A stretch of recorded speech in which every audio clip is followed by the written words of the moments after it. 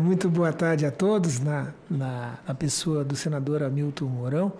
Cumprimento aqui os meus colegas aí de mesa, caros colegas, o Mário Sérgio, que também tanto tem se pautado em acompanhar pela CNI aí a reforma tributária com valiosas contribuições, em várias audiências públicas também, né? Ao Fabrício e ao Miqueias, nossos colegas aí do Fisco. Eu não posso me furtar ao desafio do senador Isalci Lucas, quando ele colocou algumas questões que, na prática, como representante da União, só eu posso responder ou tentar responder, né? A preocupação do senador Isalci Lucas é com respeito às desonerações que estão sendo promovidas, né? Ele refere aqui aos data centers e também no que diz respeito ao programa Mover, do setor automobilístico, né? O programa Mover é a criação aí de um crédito financeiro que busca diminuir a carga, então, do RPJ, do PIS e da COFINS e também do IPI, como contrapartida de inovações a serem realizadas pela indústria automobilística, né? Então, o que eu tenho a dizer para isso é que são tributos distintos, né? O IRPJ segue seu rito normal, né? E quanto ao IPI, ele vai ser extinto em reduzidas a zero as suas alíquotas a partir de 2027, com a instituição do imposto seletivo, né? E o PIS e COFINS também vai ser extinto em 2027. De maneira que algum efeito com respeito à reforma tributária pode advir se, eventualmente, alguma base de cálculo desses tributos, tendo em vista a neutralidade da carga tributária, for inserida naquele contexto daquela média. Até não saberia dizer o quanto afeta, mas provavelmente haveria talvez alguma questão residual. Com respeito à arrecadação de estados e municípios, é a repartição, né? Quando a gente fala IPI e RPJ, tem o fundo de participação. Quando há uma desoneração por parte da União, que é a detentora do poder legislativo, há uma consequência na arrecadação de estados e municípios, mas também quando há um aumento da arrecadação, também um aumento de contrapartida de estados e municípios, são as vinculações necessárias, né? Não há precedente na reforma tributária. A reforma tributária não lida com isso e não absorve nenhuma desoneração ou benefício setorial, a não ser aqueles regimes específicos que não são benefícios ou os regimes diferenciados de diferenciação de alíquotas, tá? Fora do que está na Constituição, não há benefício setorial, aquele benefício que eu chamo cara crachá ou CNPJ. Isso está extinto, vai estar extinto pela reforma tributária. E para o ICMS, até 2032, tem a repercussão do regime de transição para os investimentos já praticados, né? Já implementados com base nisso, né? De outra forma, podemos responder a questão do imposto seletivo, né? O imposto seletivo está a cargo da Receita Federal de Administração, com repartição da arrecadação também com estados e municípios, né? A previsão de uma lei ordinária que vai ser apresentada ao Congresso Nacional está sendo construída pela Receita Federal, pela equipe técnica da Receita Federal, com a participação da Secretaria Extraordinária da Reforma Tributária e também dos entes intervenientes nesse tipo de definição técnica das alíquotas, que é muito sensível. Como vocês sabem, tributação de bebidas, de fumo, né? Tributação de jogos, né? São automóveis, né? É uma tributação muito técnica que tem que estar justificada por isso, né? Quando o projeto do imposto seletivo chegar ao Congresso, nós esperamos esse ano ainda, antes do final do ano, apresentar o decreto, a lei ordinária, e depois da fixação das alíquotas pelo Congresso Nacional, também a aprovação de um decreto que vai regulamentar o imposto seletivo. Não há possibilidade de adiamento da instituição do imposto seletivo a partir de 2027. Os prazos são longos, são aplicados, tenho certeza que tudo vai correr bem com respeito a isso, né? A previsibilidade de investimentos, né? O cenário é esse, 2027 é a transição que foi fixada pelo próprio Congresso Nacional, né?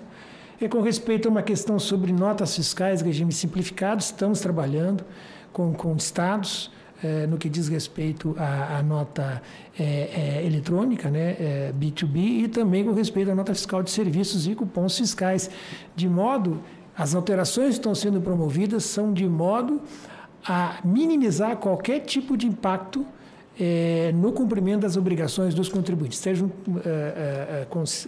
tranquilos com respeito a isso, que no que for possível nós vamos aplicar o princípio da simplicidade, tá? E da cooperação nesse sentido dessas obrigações acessórias.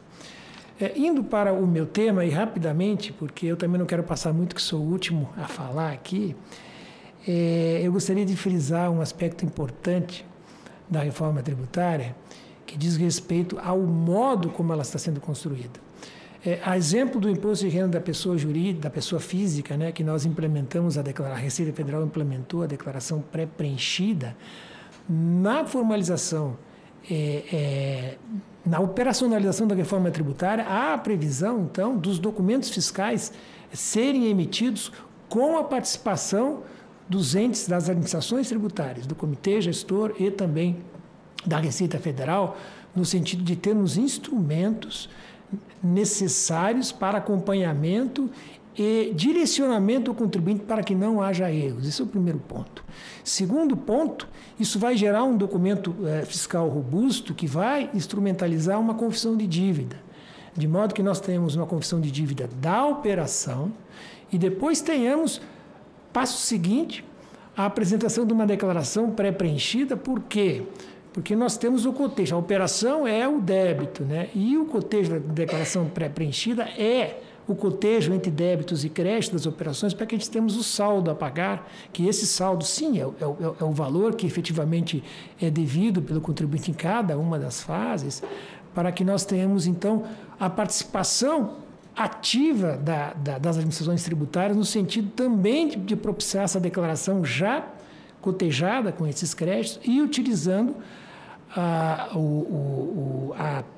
prerrogativa e o que foi colocado do crédito vinculado ao efetivo pagamento, que vai ser uma revolução em termos de diminuição drástica da sonegação, porque hoje nós temos o crédito escritural, né? Uma empresa que sonega ou devedor contumaz, ela carrega e transfere o crédito dentro da cadeia.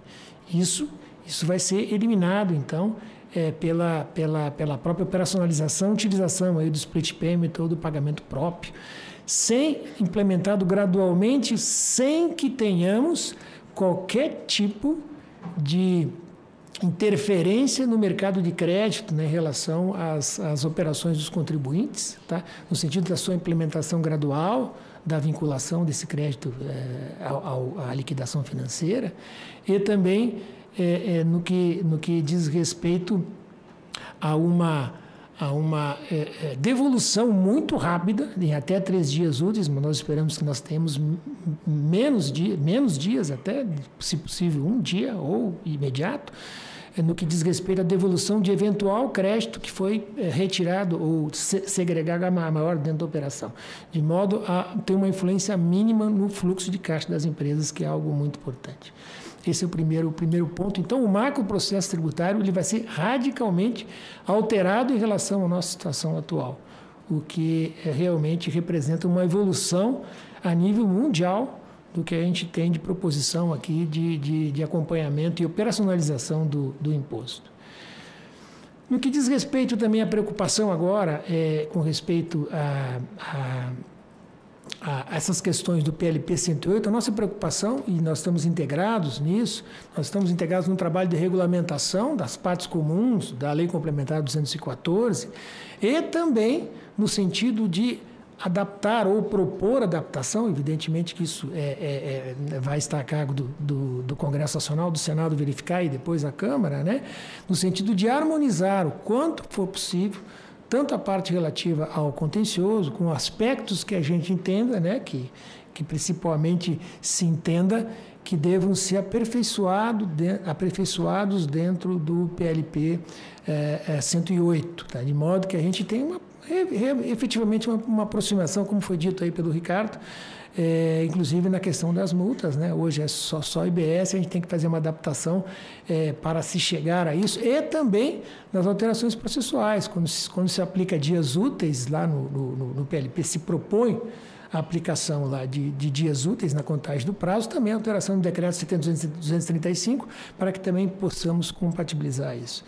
Nós temos um grupo, Mário, dentro, nós temos um grupo, a Receita Federal tem um grupo temático, vários grupos, são mais de 30 grupos, os estados e municípios também construíram seus grupos para que a gente possa ter um exame par e passo e depois cheguemos a um consenso na regulamentação sobre vários e vários aspectos, regimes específicos, regimes diferenciados, normas gerais, etc., etc., e também sobre fiscalização. Então, sobre fiscalização, é importante dizer essa criação aí desse portal nacional de troca de informações para que não haja essa duplicidade ou encontro, bem pelo contrário, que haja o conhecimento de que uma administração tributária estadual está está procedendo a uma fiscalização e aí chamar, né, a administração municipal para dela participar, no caso do IBS, conhecimento da CBS também, para que a gente não tenha esse diferimento no tempo desse tipo de atividade e também da proposta por convênio, para processo de baixo valor, teremos uma delegação de competência para que, uma vez havendo o lançamento do IBS, já automaticamente se faça o lançamento reflexo da CBS e vice-versa para aqueles processos de baixo valor, carregando junto o julgamento daqueles processos dentro desse escopo, desse tipo de processo. Tá? Então, basicamente eram essas as considerações que eu queria colocar aqui para os senhores, agradecendo a atenção. São vários e vários aspectos, mas dentro do meu tempo eu não quero passar muito do tempo aqui, até porque sou o último, né? O pessoal já está esperando já para retornar aí às suas casas ou outras atividades que tenham, né? Então, muito obrigado.